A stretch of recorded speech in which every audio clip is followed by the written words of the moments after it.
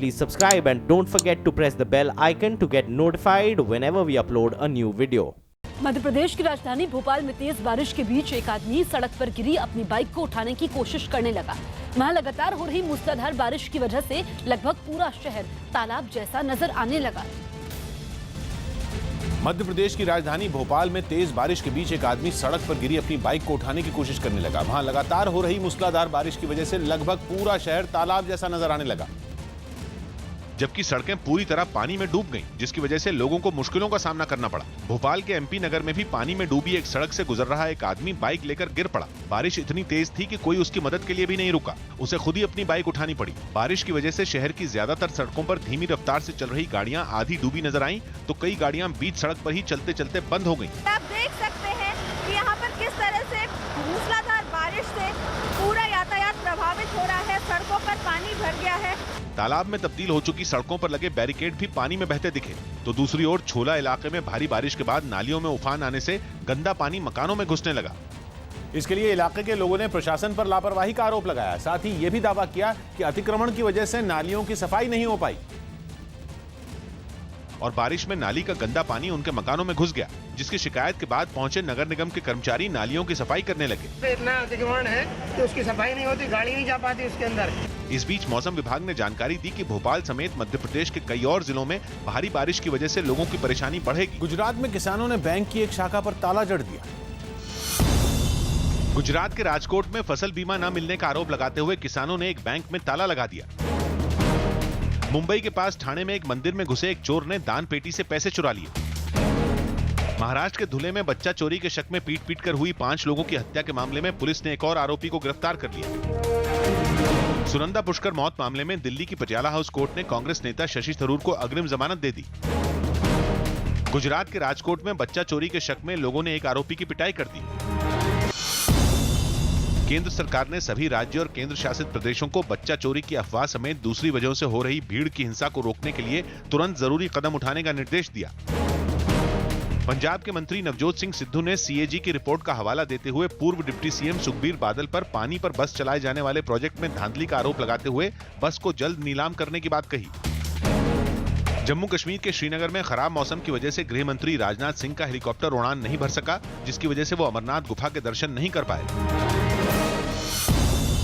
महाराष्ट्र सरकार ने घाटकोपर विमान हादसे के बाद सीएम और मंत्रियों के लिए एक जहाज और एक डबल इंजन वाले हेलीकॉप्टर के साथ नक्सली इलाके के लिए 7 हेलीकॉप्टर खरीदने को मंजूरी दे दी। अमेरिका के 242वें स्वतंत्रता दिवस के मौके पर न्यूयॉर्क समेत कई जगहों पर आतिशबाजी की गई।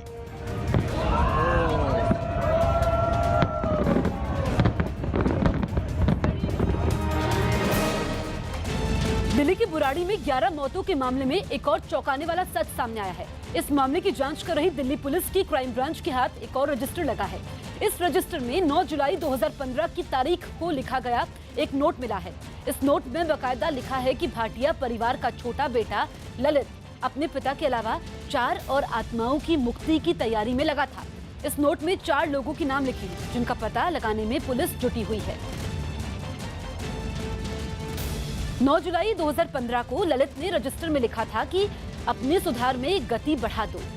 ये भी तुम्हारा धन्यवाद करता हूँ कि तुम भटक जाते हो पर फिर एक दूसरे की बात मानकर एक छत के नीचे मेल मिलाप कर लेते हो। 5 आत्माएं अभी मेरे साथ भटक रही हैं। अगर तुम अपने में सुधार करोगे तो उन्हें भी गति मिलेगी। तुम तो सोचते होगे कि हरिद्वार जाके सब कुछ कर आए तो गति मिल जाएगी, जैसे मैं इस चीज के लिए भटक रहा हूँ। जैसे ही सज्जन सिंह, हीरा, दयानंद और गंगा देवी मेरे सहयोगी बने हुए हैं। ये भी यही चाहते हैं कि तुम सब सही कर्म करके अपना जीवन सफल बनाओ। अगर हमारे नियमित काम पूरे हो जाएंगे तो हम अपने वास को लौट जाएंगे। रांची में झारखंड मुक्ति मोर्चा के कार्यकारी अध्यक्ष हेमंत सोरेन अपनी पार्टी के कार्यकर्ताओं के साथ सड़क पर उतरे और रघुबर दास सरकार के खिलाफ नारे लगाने लगे। ये प्रदर्शन नए भूमि अधिग्रहण संशोधन बिल के विरोध में किया गया, जिसके लिए विपक्षी पार्टियों ने पूरे झारखंड में बंद का ऐलान किया। रांची में ऐसे ही एक विरोध प्रदर्शन की अगुवाई जेएमएम नेता हेमंत सोरेन ने की, जो सैकड़ों कार्यकर्ताओं के साथ सड़क पर उतरे और मुख्यमंत्री रघुबर दास के खिलाफ मोर्चा खोल दिया। हेमंत सोरेन ने भूमि अधिग्रहण संशोधन विधेयक को काला कानून बताते हुए राज्य सरकार की नीयत पर सवाल उठाए। ना कभी हारा है ये झारखंड प्रदेश का आदिवासी मूलवासी, ना कभी पीछे हटा है। ऐसे सामंतवाद लोगों के खिलाफ हम लगातार अपनी आवाज बुलंद करेंगे।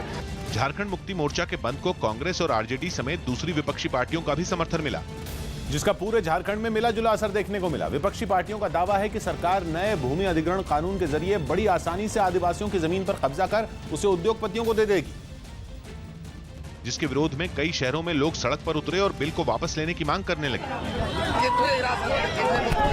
इस दौरान प्रदर्शनकारियों और पुलिस के बीच झड़प भी हुई। हालात बिगड़ते देख पुलिस ने कई प्रदर्शनकारियों को हिरासत में ले लिया। हालांकि झारखंड सरकार का दावा है कि जमीन अधिग्रहण संशोधन बिल किसानों के हित में है। नए बिल में जमीन अधिग्रहण के लिए सामाजिक प्रभाव के आकलन की शर्त को हटा दिया गया है, जिसकी वजह से अब 6 महीने में जमीन का अधिग्रहण हो जाएगा, जबकि 8 महीने के भीतर जमीन के मालिक को मुआवजे का भुगतान कर दिया जाएगा।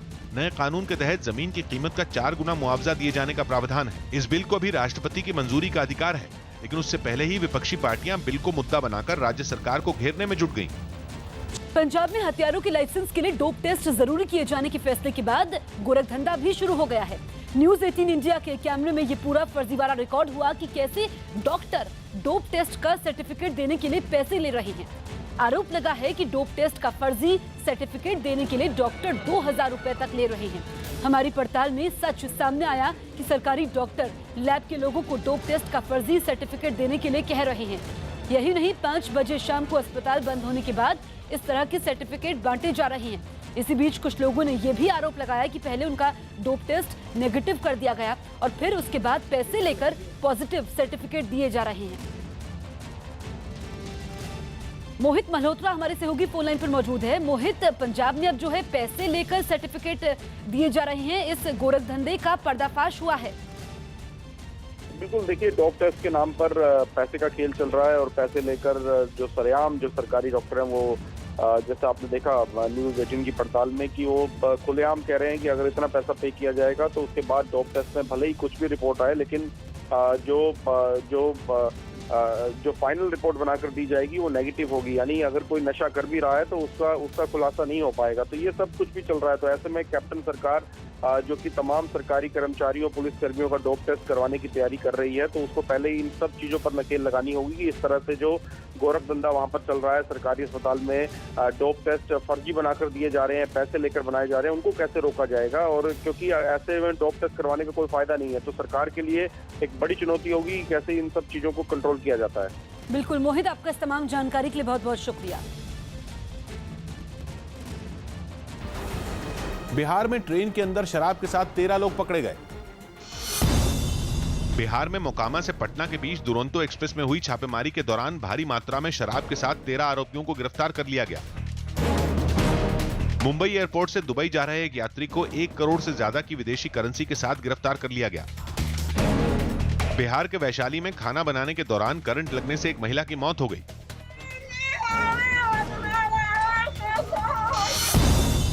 पंजाब के मोगा में स्वास्थ्य विभाग की एक टीम ने फल के गोदाम में छापेमारी कर केमिकल के जरिए पकाए जा रहे करीब 30 क्विंटल फलों को नष्ट कर दिया।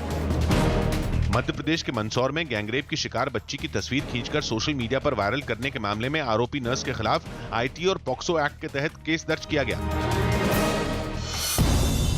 हरियाणा के गुरुग्राम में एक स्कूल बस की चपेट में आने से घर के बाहर खेल रहे 2 साल के एक बच्चे की मौत के बाद गुस्साए लोगों ने हंगामा किया। कोलकाता रेलवे स्टेशन से ड्रग्स के साथ पकड़े गए चीन के 5 नागरिकों को जांच के लिए मुर्शिदाबाद और दूसरी जगहों पर ले जाया गया, जिसमें एक बड़े ड्रग रैकेट की बात सामने आई। हरियाणा के करनाल में एक आदमी की हत्या के आरोप में पुलिस ने उसकी पत्नी को गिरफ्तार कर लिया।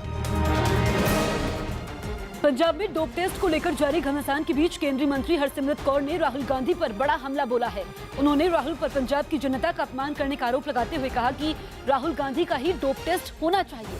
हरसिमरत के मुताबिक राहुल गांधी ने राजनीतिक फायदे के लिए पंजाब के लोगों को नशा करने वाला बताया था। डोप टेस्ट होना चाहिए, सब तो पहले उस इंसान का होना चाहिए जिन्हें इलेक्शन जितन वास्ते इत्थे आके ऐलान किया जी 70% साडे पंजाबी नशेड़ी ने। राहुल गांधी ने, होर कौन ने? ਜਿਹੜੇ ਰਾਹੁਲ ਗਾਂਧੀ ਨੂੰ 70% ਪੰਜਾਬੀ ਨਸ਼ੇੜੀ ਲੱਗਦੇ ਸੀ, ਬਦਨਾਮ ਕਰਦੇ ਸੀ, ਤੇ ਸ਼ਾਇਦ ਉਹਦੀ ਪਾਰਟੀ ਦੇ ਨੌਜਵਾਨ ਉਹਨੂੰ ਮਿਲਦੇ ਹੋਣਗੇ ਜਾਂ ਉਹ ਖੁਦ ਹੋਗਾ। कांग्रेस ने हरसिमरत के बयान को गैर जिम्मेदाराना करार दिया है। हरसिमरत और केंद्रीय मंत्री हैं और इतनी गैर जिम्मेवारी की बात करेंगे, ये कल्पना नहीं की जा सकती। अगर कहीं कमी है समाज में, उस कमी को दूर करने के लिए कैप्टन अमरिंदर सिंह की सरकार जो काम कर रही है वो सराहनीय कदम है, उसको प्रशंसा की जानी चाहिए। रिलायंस इंडस्ट्रीज लिमिटेड की एजीएम यानी एनुअल जनरल मीटिंग में जियो के डायरेक्टर आकाश अंबानी ने लोगों को एक ऐसे सेट टॉप बॉक्स के फीचर समझाए जिसे जियो बाजार में उतारने वाला है। और कंपनी का दावा है कि जियो का सेट टॉप बॉक्स लोगों के टीवी देखने का अंदाज ही बदल देगा। It changes the way India will watch TV, especially when voice command is available in multiple Indian languages.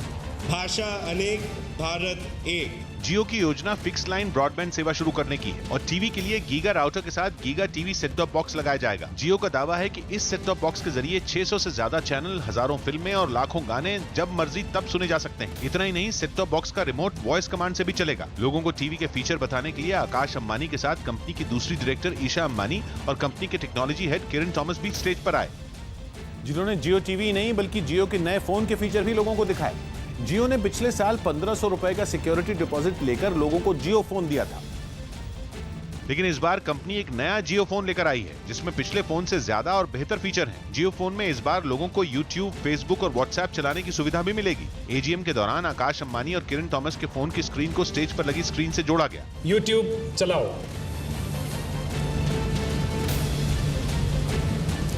Sanju teaser. देवियों और सजनों, खुशी की पेटी बांध लीजिए, मौसम बिगड़ने वाला है। नए जियो फोन की मदद से आकाश अंबानी ने वॉइस कमांड के जरिए फेसबुक चलाकर दिखाया। Open Facebook.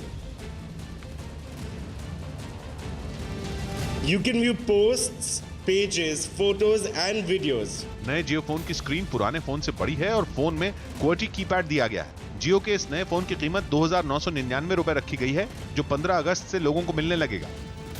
लेकिन जियो के नए फोन के साथ पुराना फोन भी बाजार में मिलता रहेगा, बल्कि जियो ने अपने पुराने ग्राहकों के लिए जियो फोन मॉनसून हंगामा ऑफर भी शुरू किया है, जिसके तहत ग्राहक मामूली रकम चुकाकर अपने पुराने जियो फोन के बदले नया जियो फोन ले सकते हैं। It is the JioPhone Monsoon Hangama offer.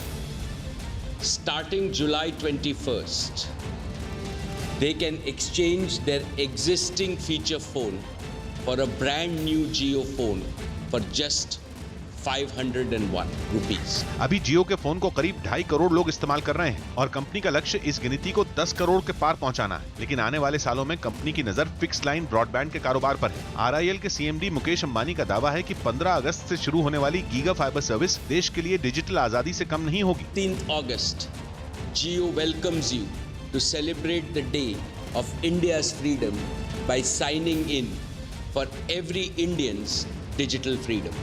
Giga fibre service देश के 1100 शहरों में एक साथ शुरू की जाएगी, जिसके तहत लोगों को फ्री वॉइस कॉलिंग और high speed internet broadband line के जरिए दिया जाएगा। जियो गीगा टीवी, गीगा फाइबर और जियो फोन के अलावा रिटेल में भी कंपनी के लिए बीता साल शानदार रहा। एजीएम के दौरान जानकारी दी गई कि रिलायंस का नेट प्रॉफिट बीते कारोबारी साल में 36,075 करोड़ रुपए रहा, जो पिछले साल से 20% ज्यादा है। कंपनी ने सामान 113 देशों में एक्सपोर्ट किया। अकेले RIL का एक्सपोर्ट देश के कुल एक्सपोर्ट का करीब 9% रहा। रिलायंस ने कस्टम्स और एक्साइज ड्यूटी के तौर पर 26,312 करोड़ रुपए दिए, जो किसी भी निजी कंपनी से ज्यादा है। रिलायंस ने बीते साल 9,844 करोड़ रुपए इनकम टैक्स के तौर पर दिए, जो कि देश में किसी भी निजी कंपनी से सरकार को मिला सबसे ज्यादा टैक्स रहा। तो न्यूज और एंटरटेनमेंट की दुनिया में भी कंपनी की मौजूदगी देश में सबसे ज्यादा है। The largest set of TV channels in India, 69 channels across news and entertainment. We have India's largest TV news platform in News 18 that is multilingual, providing independent and reliable news. 1 in every 2 Indians consume Network 18's content. 1 in every 5 internet users in India is on the Network 18 websites or applications. Madhya Pradesh के होशंगाबाद में एक petrol pump पर रात के अंधेरे में एक आदमी एक युवक को बांधकर चाबुक से पीटने लगा। आरोपी की बिना बताए छुट्टी लेने से खफा पेट्रोल पंप संचालक ने उसके दलित कर्मचारी की बेरहमी से पिटाई कर दी। जिसका उसने वीडियो भी बना लिया। वीडियो में साफ दिखा कि पेट्रोल पंप संचालक ने एक मशीन से उसके एक दलित कर्मचारी को बांध दिया और चाबुक से उसकी पिटाई करने लगा। इस बीच वो उससे कुछ सवाल भी कर रहा था।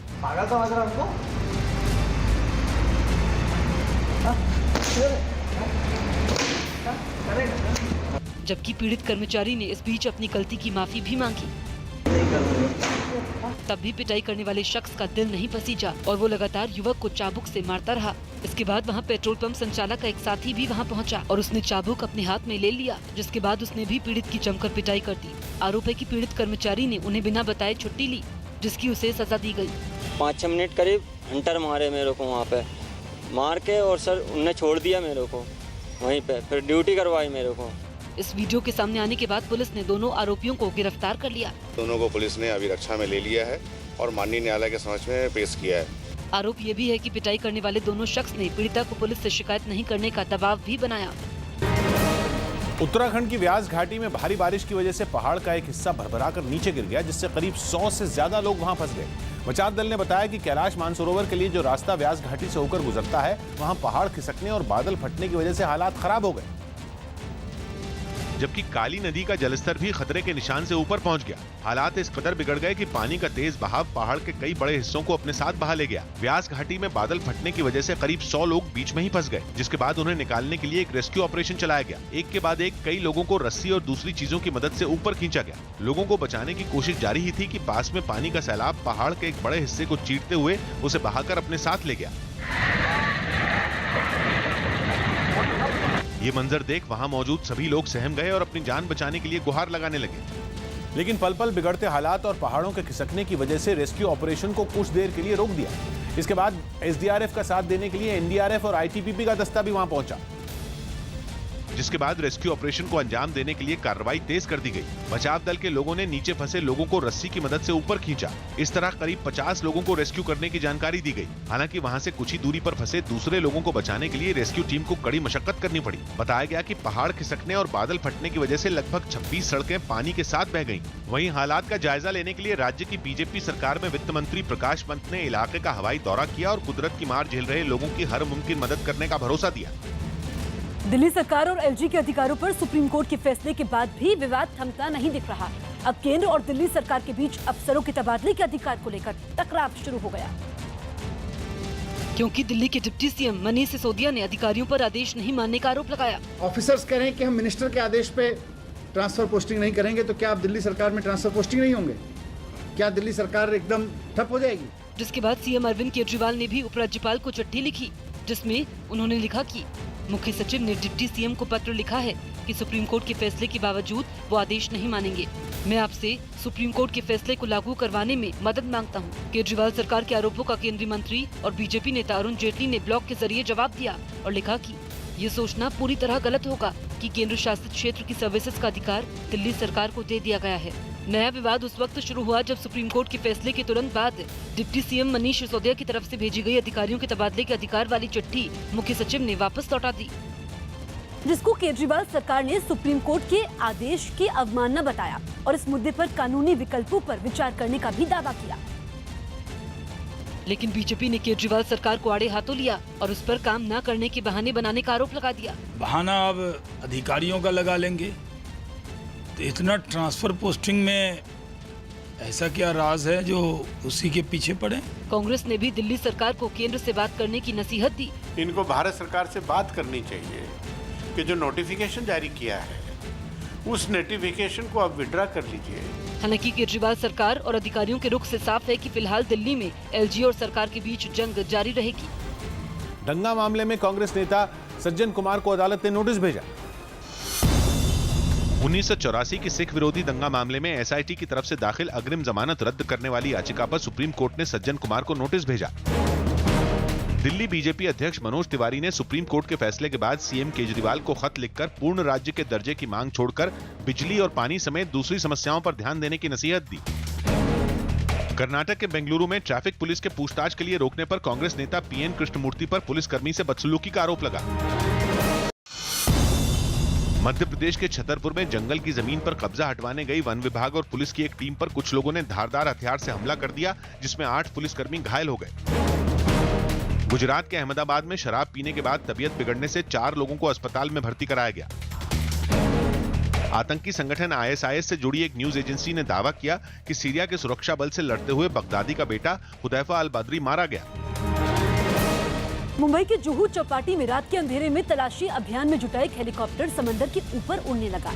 जानकारी के मुताबिक वहां तैरने गए 5 लड़के समंदर की तेज लहरों में बह गए, जिनमें एक की मौत हो गई और एक लड़के को सुरक्षित बाहर निकाल लिया गया।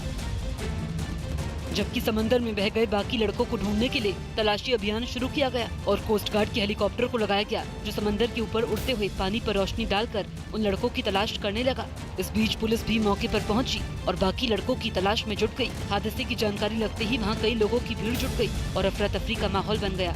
बताया जा रहा है कि शाम के वक्त जुहू चौपाटी पर लड़के तैरने पहुंचे थे, जो तेज लहरों की चपेट में आकर बह गए, जिनकी उम्र 17 से 20 साल बताई जा रही है। इसकी जानकारी मिलते ही लाइफ गार्ड ने समय रहते एक लड़के को सुरक्षित बाहर निकाल लिया। इसके बाद बाकी लड़कों की तलाश शुरू की गई। पानी में बहुत करंट है, 2 बंदे लोग 7 जन टोटल थे, उसमें से 3 जन सेफली निकले और एक जन को डेंजर जोन में से निकाला है। तभी एक और लड़के को बाहर निकाला गया और उसे तुरंत अस्पताल पहुंचाया गया, जबकि बाकी लड़कों की तलाश में बचाव दल जुटा रहा।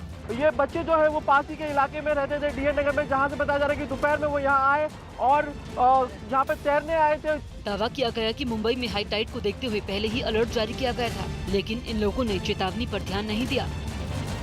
पंजाब के मोहाली में एक अस्पताल के बाहर आम आदमी पार्टी के विधायक अमन अरोड़ा सरकारी अस्पताल की एक रसीद दिखाने लगे। सरकारी कर्मचारियों का डोप टेस्ट करवाने के पंजाब सरकार के फैसले के बाद वो अपना डोप टेस्ट करवाने वहां पहुंचे थे, जिसके बाद बाहर आकर उन्होंने न्यूज 18 के कैमरे पर डोप टेस्ट की रसीद दिखाई। न्यूज 18 से बात करते हुए आम आदमी पार्टी के विधायक अमन अरोड़ा ने मुख्यमंत्री समेत सभी नेताओं का डोप टेस्ट करवाने की मांग की। साथ ही उन्होंने नेता, पुलिस और ड्रग माफिया के गठजोड़ पर सवाल भी उठाए। लीडर्स का, पुलिस का और माफियाज का जब तक ये नहीं नेक्सस खत्म होता तब तक पंजाब की जवानी को बचाना बड़ा मुश्किल हो जाएगा। शिरोमणि अकाली दल ने भी राज्य सरकार के फैसले का स्वागत करते हुए पंजाब को नशे से छुटकारा दिलाने के लिए सभी से साथ आने की अपील की। जो डिसीजन है इट इज गुड। ਅਸੀਂ ਵੀ ਜਿਹੜਾ रिक्रूटमेंट पुलिस ਦੇ ਹੋਈ ਸੀ ਉਹਦੇ ਵਿੱਚ ਵੀ ਅਸੀਂ टेस्ट कराया ਸੀ।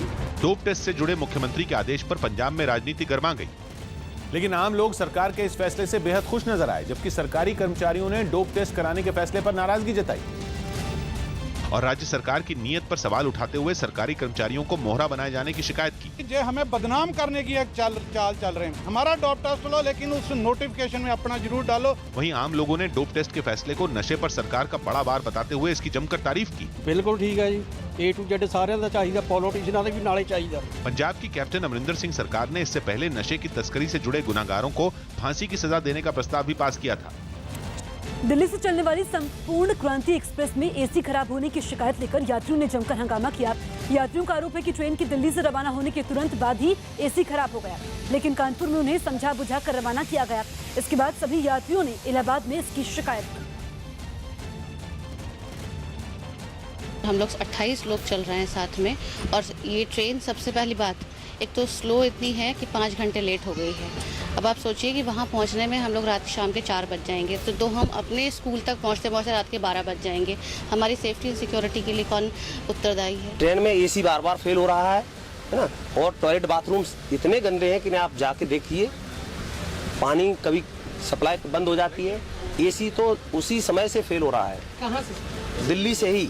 और हम कंप्लेंट 12 बजे से हमारी ऑनलाइन कंप्लेंट दर्ज है, जिसका अब तक कोई रिस्पांस नहीं मिला। जब ये ट्रेन दिल्ली से स्टार्ट हुई चलना, कानपुर आते आते इसका AC जो B3 और B2 का काम करना बंद कर दिया उसने, और इसकी जो ऑनलाइन हमने कंप्लेंट लॉन्च की, और उसके बाद में जब हम गार्ड के पास गए लास्ट में, उससे पूछा सर कंप्लेंट बुक है तो दे दीजिए, हम आपको कंप्लेंट लॉन्च कर देते हैं और आप अगले स्टेशन पे कन्वे कर दीजिए पॉइंट, ताकि वहाँ पर जो टेक्नीशियन की टीम है आके इसको ठीक कर देगी। उसने बोला मेरे पास कंप्लेंट बुक नहीं है, ना ही मुझे कोई कंप्लेंट बुक दी गई है। बिहार में दरभंगा की सेंट्रल जेल के मुलाकाती काउंटर पर न्यूज 18 के अंडरकवर एजेंट जेल के कर्मचारी से बात करने लगे। न्यूज 18 के स्टिंग ऑपरेशन ने बिहार की सेंट्रल जेलों के अंदर कैदियों को मिल रही सुविधाओं और आजादी की पोल खोल दी, जिसकी शुरुआत दरभंगा की सेंट्रल जेल से हुई, जहां पड़ताल के लिए पहुंचे न्यूज 18 के अंडरकवर एजेंट ने कैदियों से मिलने वाला पास बनवाने की कोशिश की, जिस पर पहले तो काउंटर पर बैठे कर्मचारी ने उनसे पहचान पत्र मांगा। हम बिना ID प्रूफ के नहीं कर सकते मुलाकात, पूजा नहीं कटेगा, क्योंकि इसमें ID का डिटेल देना पड़ता है। लेकिन चंद रुपयों का लालच देने पर जेल कर्मचारी ने सारे नियम कायदों को ताक पर रख दिया। देखिए ना भैया, 500 रुपया लाए थे। जिसके बाद न्यूज 18 के अंडरकवर एजेंट को बिना आईडी कार्ड दिए कैदियों से मिलने वाला पास मिल गया। यही नहीं, जेल में बंद कैदियों के पास पहुंचने से पहले न्यूज 18 के अंडरकवर एजेंट की तलाशी तक नहीं ली गई।